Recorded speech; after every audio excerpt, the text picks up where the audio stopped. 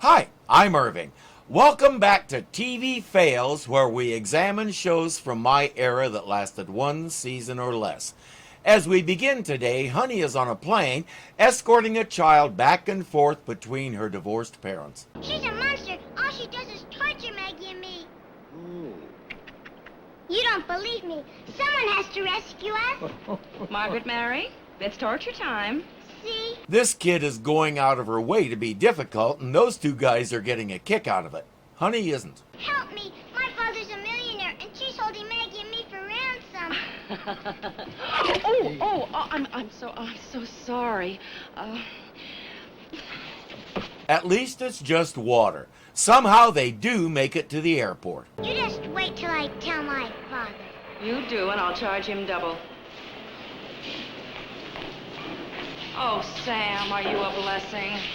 That's what all the girls say. Here. Hello down there. You're handsome, Uncle Sam. Oh, what a nice little girl. Oh, boy. By now, many of you may have recognized a very young Maureen McCormick, better known to an entire generation as Marcia Brady. She was 9 at this time and had been acting since she was 7. She started out doing TV commercials, and if you bought one of those talking dolls that Mattel was putting out at the time, you know, the ones where you pull a string and it says some random thing.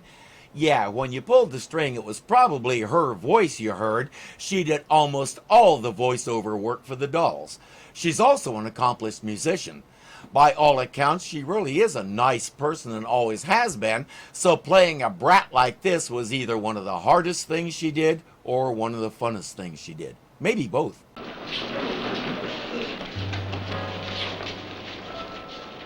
Sam, what have you been up to? What? The law. He doesn't know why they're there. He hasn't done anything naughty lately. But they're not interested in Sam or Honey. Maggie and I want a drink of water.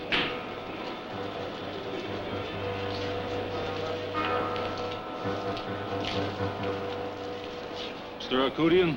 Yes? Treasury Department. Whatever's in that bag, he didn't want him to find it. Speaking of finding things, Margaret Mary was talking to him on the airplane. Oh, what? Where, by the way, is Margaret Mary? they turn the airport inside out and there's no sign of her. Later, a security guard reports that a little girl fitting Margaret Mary's description was seen leaving with a man. All they have is her bag. So what's in it? This isn't her bag. Boy, this guy must have had 5 o'clock shadow all day. Margaret Mary's too young to shave, so it's clear somebody switched bags with her. And this guy has both an electric razor and a shaving kit complete with a shaving cream brush. Bruce seems to like the brush. Bruce, for heaven's sake, now let go of that. Bruce.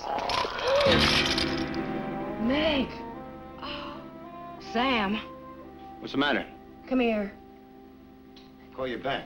Our man is a gem smuggler. There's a fortune in emeralds and other stones in there. Now we know why the Treasury Department was after him.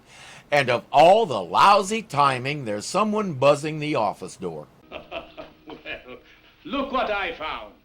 Well, I see you decided to come back to the torture chamber. I saw you looking for me. I ought to take you over my knee and I ought to spank you. That's what I ought to do. Now, please. She said she was just playing a little game. And, of course, I discovered that we had switched bags. He'd like to have his bag back now, and he's not going to let go of her until he gets it. Margaret Mary thinks it's another game, so she's not concerned. But that's okay. Honey's concerned enough for both of them. Well, here we are. Yes, indeed. And we have a little bonus here for you, too, Mr. Bartholomew? Mr. Bartholomew. We like to advertise. As it says right here, H. Weston Company, at your service. Not only does it have the company name on it, it's got a transmitter, which is to say it's a tracking device. I recommend sewing one into the lining of Margaret Mary's underwear. Here. Hold on to her. She's slippery how they got by customs. Isn't it, Sam? We're getting him loud and clear. He's within a half-mile radius. That pen of ours really works. The customs department calls. They had to release the guy they picked up at the airport, and they want some information on Bartholomew. Well, he's not exactly my type. He's a laughing character with a mustache. Portly, 5'7", thick brown hair.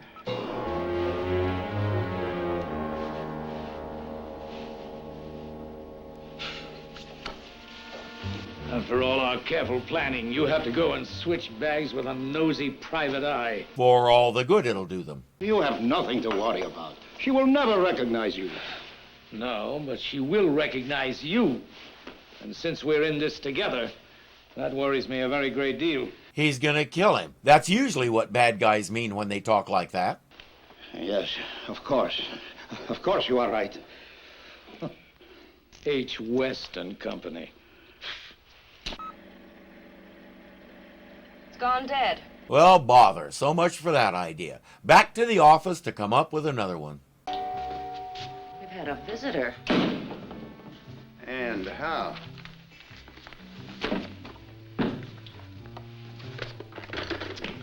Looks like the Normandy beachhead. What a mess. Sam, come here. Okay, Bruce. There's a note that says Aunt Meg took Margaret Mary for a walk, so at least they weren't here. And Bruce gave back a little. There's blood on his claws. That's probably why he got wrapped up in a curtain. This doesn't make sense. They put the gems back in the shaving brush, so there's no reason to toss the place like this. H. West and Company? Yes, I'm Miss West. May I help you? I do hope so. I'm desperate. Oh. Oh, my. Why don't you just come over here and sit down? Thank you. Right here. There. Now, shall we talk about it? She has no idea that's Mr. Bartholomew. And again, even if she did know, what's he doing here? He has his contraband. What does he want now? And you see, I feel quite certain that my brother is after my inheritance and is doing this diabolical thing on purpose. Of course, I don't believe in haunted houses or things like that. I'm sure you don't. But you just don't know how nervous I've become. He says, my brother is ready to have me committed and then he'll get everything. Please come to the house and help me find the source of these weird noises I keep hearing. She agrees to come out that evening and he gives her the address. You're right about this house. Boy, it's got ghosts it hasn't even used yet. That's why he's so eager to inherit the place. He has a scheme to make money off the ghosts. Am I right, Mr. Beatty? Do you live here alone? Not quite alone. You know, we've never been introduced. Mr. Arcadian, Miss West. How do you do?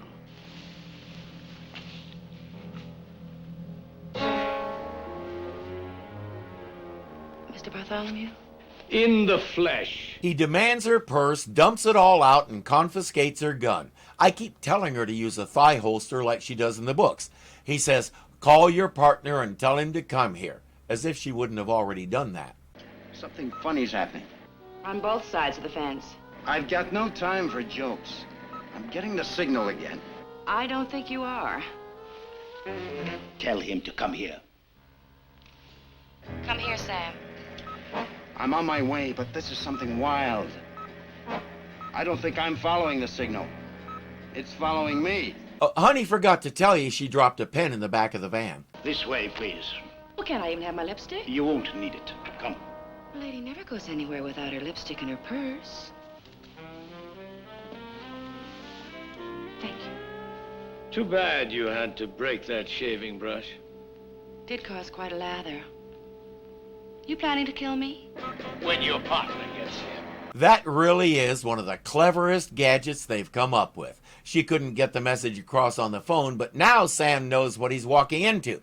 And Honey looks just perfect for getting shot. The thinker. Hey, you. Watch her. Just sit down and shut up. I got a headache. Dude, you just waved your cape in front of the bull. Oh.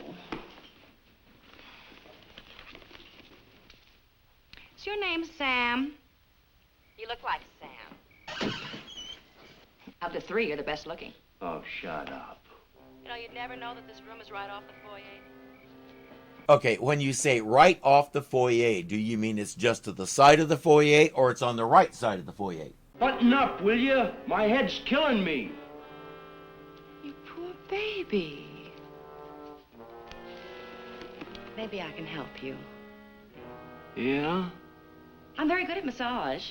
Fine, he'll give it a try. She starts rubbing his neck. miss. Drop your head. That's it. All right?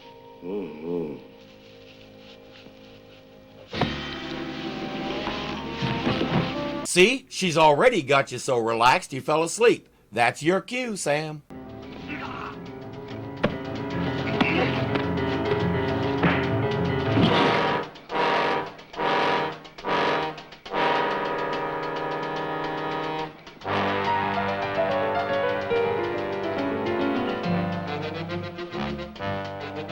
That signal you kept hearing? There it is. He was on the plane with Honey and the others, and he's been following one or another of them ever since.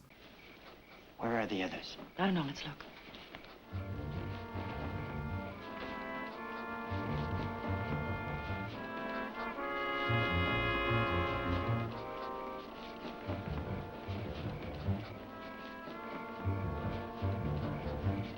They're nice and relaxed. Old Reliable is in the other room watching Miss West, and her partner isn't here yet, but when he gets here, they're ready for him. I'm Sam Bolt. I think you're expecting me. Oh, yes, please come in. How do you do? I'm Mr. Beatty. I'm gonna go out on a limb and say he didn't buy your acting. Accordion! Let him go! You are making a mistake. We've got your partner. I will show you. Bring her out.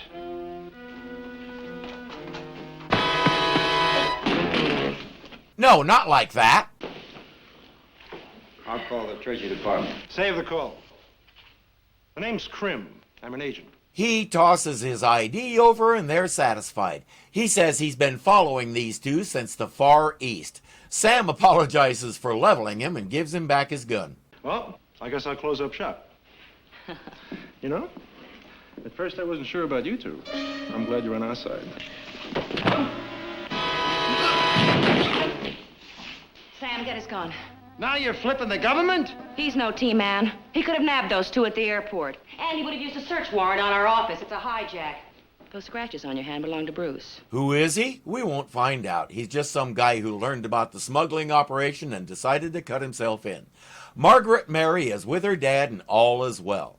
6 months later, when it was time to take her back, Honey took her cue from the smugglers and stuffed Margaret Mary into a fleece-lined duffel bag.